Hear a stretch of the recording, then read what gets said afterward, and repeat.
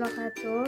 Saya Rodatul Arifah, BP 200100024 akan menjelaskan tentang yang pertama, arus biaya produksi, yang kedua, laporan harga pokok produksi perusahaan manufaktur, yang ketiga, laporan laba rugi perusahaan manufaktur. Assalamualaikum warahmatullahi wabarakatuh. Saya Khairia Sufi Maharani dengan nomor BP 20010013 dari kelompok 9. Biaya produksi dan laporan harga pokok produksi. Yang pertama, saya akan menjelaskan tentang biaya produksi. Biaya produksi adalah biaya yang terjadi di fungsi produksi. Fungsi produksi adalah fungsi yang mengolah bahan baku menjadi barang jadi. Biaya produksi terdiri atas 3 komponen, yaitu biaya bahan baku langsung, biaya tenaga kerja langsung, dan biaya overhead pabrik. Untuk menghasilkan produk diperlukan bahan baku langsung, tenaga kerja langsung, tenaga kerja tidak langsung, bahan penolong, dan fasilitas yang digunakan umumnya tidak dapat secara mudah dan akurat ditelusuri ke produk. Biaya ini diklasifikasikan sebagai biaya tidak langsung produk atau istilah umumnya dikenal dengan biaya overhead pabrik atau factory overhead cost. Biaya bahan baku langsung ditambah biaya tenaga kerja langsung disebut biaya utama atau prime cost. Biaya tenaga kerja langsung ditambah biaya overhead pabrik disebut biaya konversi atau conversion cost. Selanjutnya biaya bahan baku. Biaya bahan baku dapat diklasifikasikan menjadi 2, yaitu biaya bahan baku langsung atau direct raw material cost. Bahan baku langsung atau direct raw material adalah bahan yang dapat secara mudah dan akurat ditelusuri ke barang jadi. Barang baku yang menjadi komponen utama barang jadi merupakan bahan baku langsung karena bahan ini dapat secara mudah dan akurat ditelusuri sampai ke barang jadi.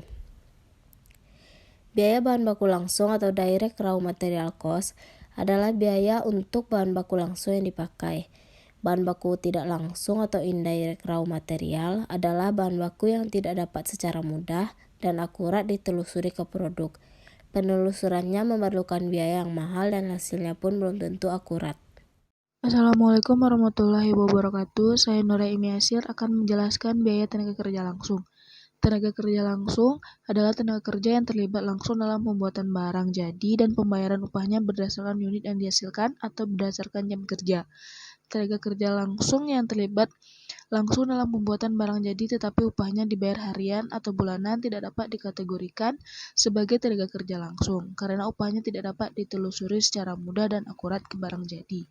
Biaya tenaga kerja langsung mengacu pada gaji dan upah yang dibayarkan kepada pekerja yang terlibat langsung dalam pembuatan produk tertentu atau dalam melakukan pelayanan untuk bisnis yang merupakan layanan kepada pelanggannya.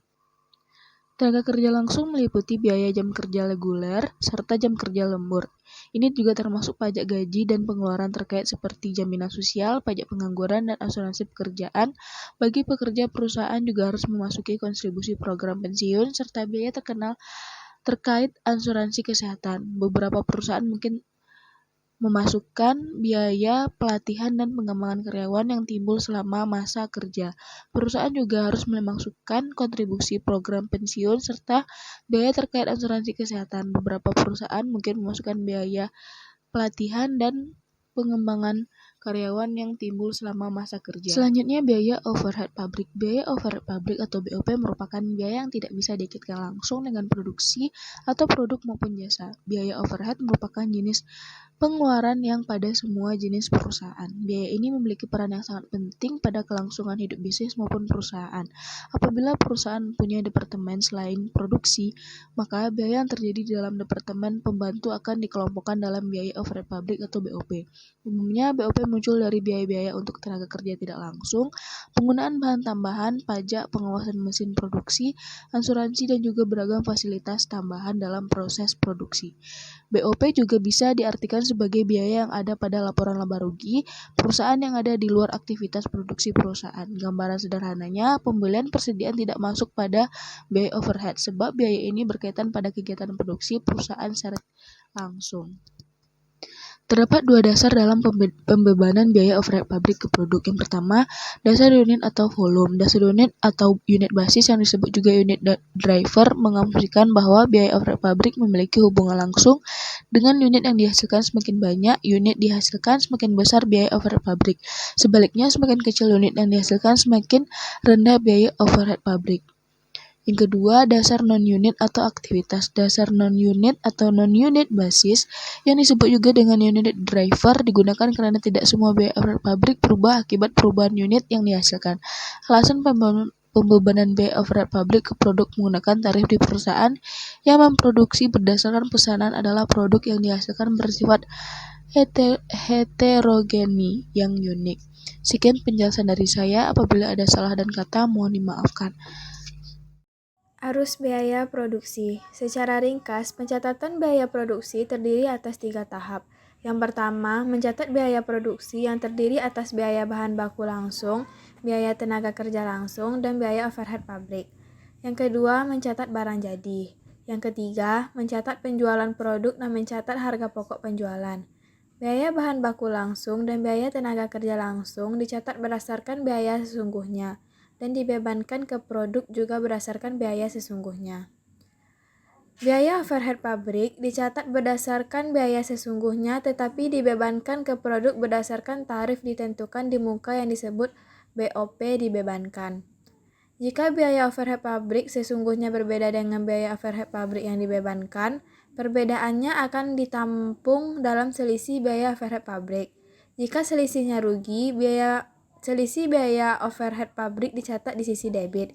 Jika selisihnya menguntungkan, selisih biaya overhead pabrik dicatat di sisi kredit. Laporan harga pokok produksi perusahaan manufaktur.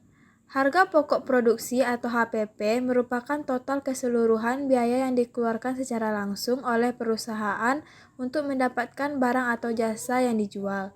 Perhitungan ini dilakukan untuk mengetahui besarnya biaya produksi yang akan dikeluarkan perusahaan saat akan memproduksi barang atau jasa. Pada dasarnya, contoh penggunaan harga pokok penjualan HPP adalah dapat digunakan untuk menentukan harga jual produk, menghitung laba rugi perusahaan dari penjualan produk, dan melihat realistis atau tidaknya harga pokok produksi yang diterapkan. Umumnya, contoh HPP ini terdiri atas yang pertama, bahan baku, yang kedua, biaya tenaga kerja, yang ketiga, biaya overhead. Cara menghitung harga pokok produksi perusahaan manufaktur.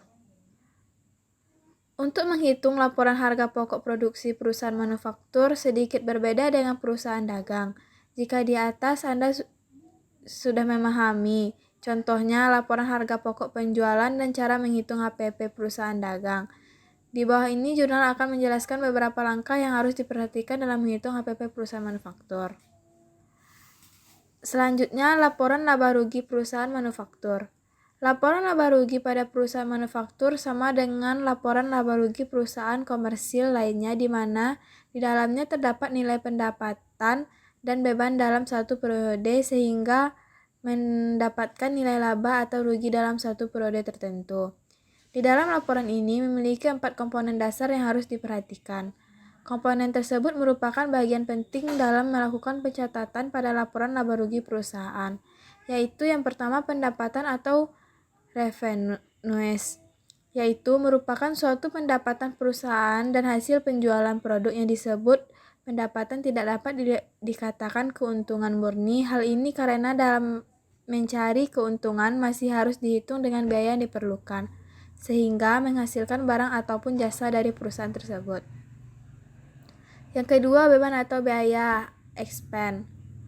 Yang dimaksud dengan beban atau biaya di sini merupakan beban yang memiliki semua perhitungan biaya yang diperoleh perusahaan dalam mendapatkan keuntungan.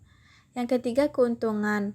Merupakan hasil selisih antara pendapatan dengan beban. Namun keuntungan harus didapatkan ketika sebuah pendapatan dari hasil penjualan harus melebihi dari biaya yang dikeluarkan. Yang terakhir, kerugian. Pada tahap akhir komponen laba rugi yaitu kerugian merupakan kebalikan dari keuntungan sehingga dapat dikatakan hasil pendapatan lebih kecil dari biaya.